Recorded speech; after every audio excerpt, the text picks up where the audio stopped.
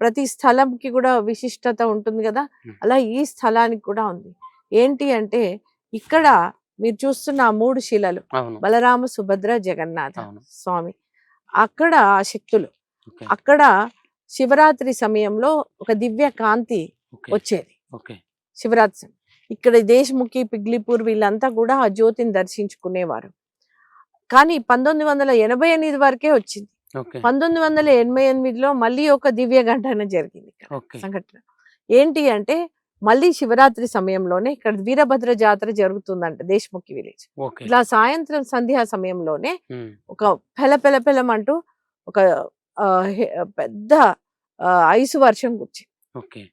మనకు మామూలుగా వడగండ్ల వాన ఇలా చిన్న ఐస్ ముక్కలు ఏదో పడతాయి, కానీ ఇక్కడ ఒక 5 ఫీట్ నుంచి 5 to 6 feet blocks of ice పెద్దవి పడ్డాయంట.